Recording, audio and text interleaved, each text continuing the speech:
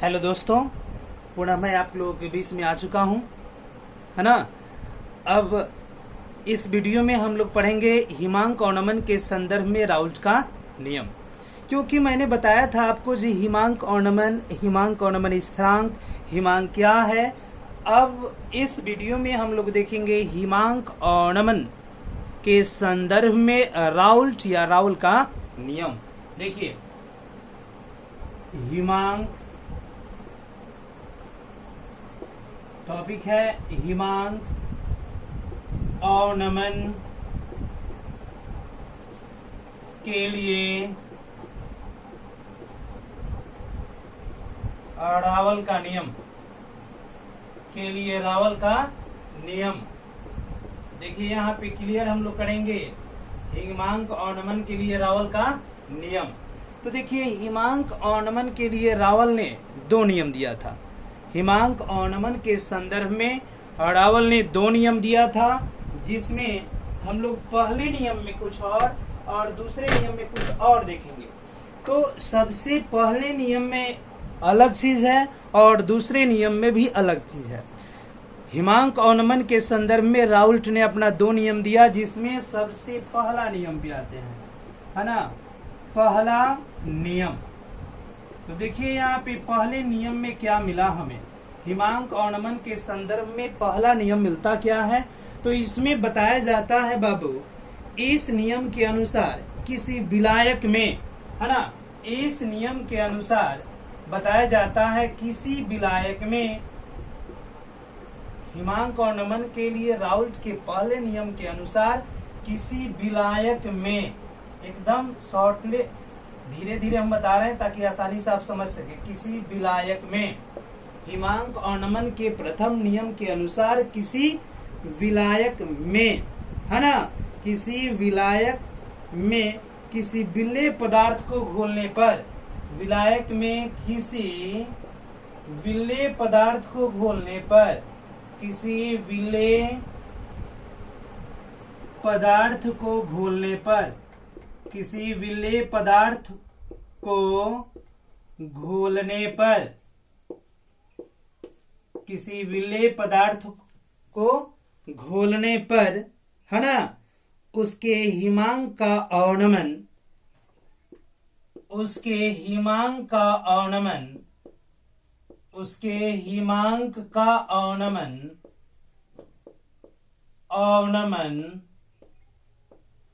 उसके हिमांक का अवनमन विलेय के सांद्रण का, विलेय के सांद्रण का, विलेय के सांद्रण का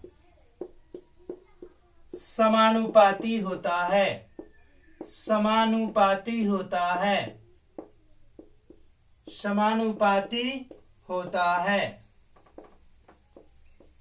अर्थात देखिए, इसे हम संक्षेप रूप में कैसे करते हैं। कह रहा है क्या, हिमांक और नमन के संदर्भ में राउल्ट के पहले नियम के अनुसार किसी विलायक के, यानी कोई विलायक है, कोई द्रव है, में किसी विलेय पदार्थ को अगर डाला जाए, यानी जो विलेय पदार्थ है जिसको हम लोग विलायक में डालते हैं, तो उसके हिमांक का अवनमन, यानी हिमांक के अवनमन को डेल्टा टीएफ से सूचित करते हैं। हिमांक के अवनमन, है ना, डेल्टा टीएफ विलेय के सांद्रण के समानुपाती, समानुपाती सांद्रण को सीएम से सूचित करते हैं। यानी हिमांक और नमन का मान अगर बढ़े तो सांद्रण भी बढ़ेगा, सांद्रण अगर बढ़े तो हिमांक और नमन का मान भी बढ़ेगा, समानुपाती होता है। यानी डेल्टा टीएफ समानुपाती सीएम। अब देखिए यहाँ पे लिखते हैं, थोड़ा सा बढ़ाएंगे, इंप्लाइज दैट डेल्टा टीएफ, है ना, समानुपाती का चिन्ह हटाएंगे तो यहाँ पे अणु अवनमन स्थिरांक या के एफ, हिमांक अवनमन स्थिरांक लगता है, के एफ इंटू सीएम होता है। तो हम यहाँ पे लिख सकते हैं, जहां के एफ बराबर हिमांक अवनमन स्थिरांक, ये क्या है, हिमांक अवनमन स्थिरांक, यहां पे है केएफ हमारा हिमांक अवनमन स्थिरांक, डेल्टा टीएफ जो है हमारा, और वो है हिमांक अवनमन।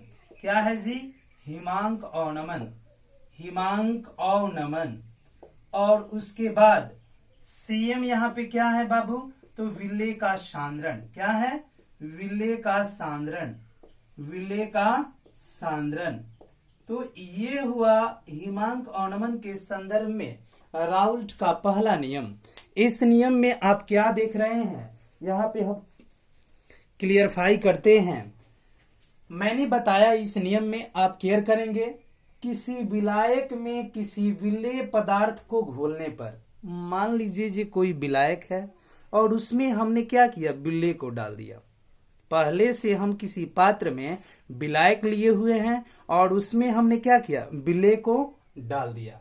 अब जब विलेय को हम डाल देते हैं तो उसके हिमांक का अवनमन, यानी उसके हिमांक में जो कमी आती है वह किसके समानुपाती होती है, विलेय के सांद्रण के समानुपाती होती है। अर्थात डेल्टा TF समानुपाती CM, या इंप्लाइज रेट लिखेंगे डेल्टा TF बराबर KF इंटू CM। जब समानुपाती का चिन्ह हटाएंगे तो कोई ना कोई कांस्टेंट लेके चले आएंगे और वो कांस्टेंट हमारा होगा क्या, KF। तो यहां लिख सकते हैं जहां KF हिमांक अवनमन स्थिरांक, डेल्टा TF हिमांक अवनमन और CM विलेय का सांद्रण होता है। तो ये हुआ हिमांक अवनमन के लिए राउल्ट का पहला नियम। आप इसे देखेंगे, समझेंगे, नोट करेंगे, फिर मैं इसके बाद आपको दूसरा नियम बताता हूं।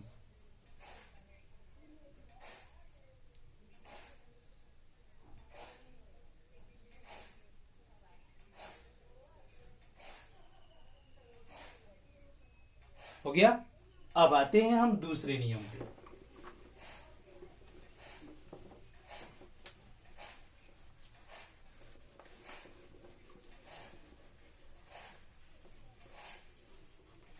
अब आते हैं हम दूसरा नियम।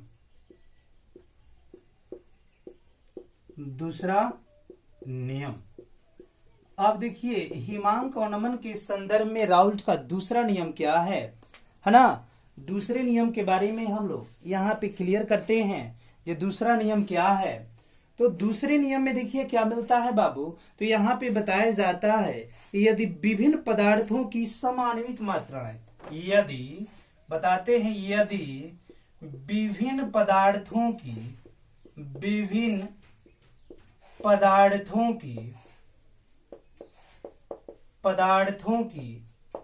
सम आणविक मात्राएं यदि, यानी हिमांक और नमन के संदर्भ में राउल्ट के दूसरे नियम के अनुसार यदि विभिन्न पदार्थों की सम आणविक मात्राएं है ना विलायक की समान मात्रा में घोली जाए, विलायक की समान मात्रा में घोली जाए, विलायक की समान मात्रा में घोली जाए, समान मात्रा में घोली जाए, विलायक की समान मात्रा में घोली जाए, तो सभी विलयनों का हिमांक और नमन, तो सभी विलयनों का हिमांक और नमन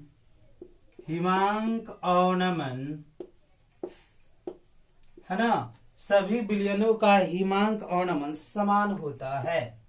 देखिए कितना शॉर्ट है और कितना अच्छा है, समान होता है। देखिए अब इसे हम लोग को समझने में काफी आसानी होगी। यानी हिमांक और नमन के संदर्भ में राउल्ट के दूसरे नियम के अनुसार बताया जाता है यदि विभिन्न पदार्थों की सम आणविक मात्रा है, यानी अलग अलग पदार्थ हैं लेकिन उनकी मात्रा क्या है, समान है, विलायक की समान मात्रा में घोली जाए, यानी विलायक की भी समान मात्रा ली गई है और उसमें विभिन्न पदार्थों को घोला गया है, तो विलयन बनेगा, जाहिर सी बात है। तो विलयन जो बनेगा वो सभी पदार्थों का अलग अलग होगा, तो सभी विलयनों का हिमांक और नमन क्या होगा, समान होगा। अब देखिए इसको समझने के लिए, अर्थात अगर इसके लिए हम थोड़ा सा यहाँ पे क्लियरफाई करते हैं, अर्थात अगर हम 4 पात्रों में अलग अलग विलयन लेकर के हिमांक और नमन निकालते हैं, अर्थात इसके कहने का मतलब ये हुआ कि अगर कोई बिलियन ए हो, है ना, अगर कोई बिलियन ए हो, यहाँ पे बिलियन बी हो, है ना, यहाँ पे कोई बिलियन सी हो और यहाँ पे कोई बिलियन डी हो, है ना। अब यहाँ पे देखेंगे चार बिलियन हम लिए हैं। पहले बिलियन का नाम ए, दूसरे बिलियन का नाम बी, तीसरे बिलियन का नाम सी और चौथे बिलियन का नाम डी है।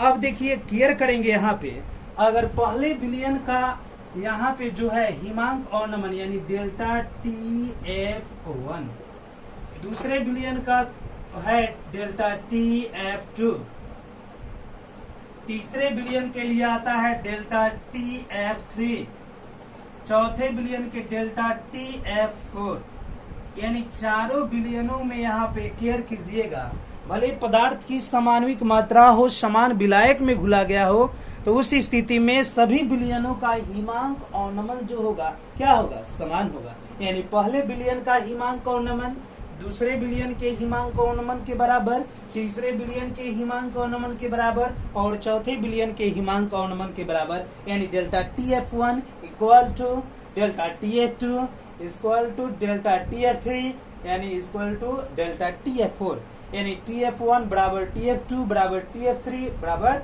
TF4, यानी चारों बिलियनों के हिमांक ऑर्नामेंट क्या हुए, बराबर हुए।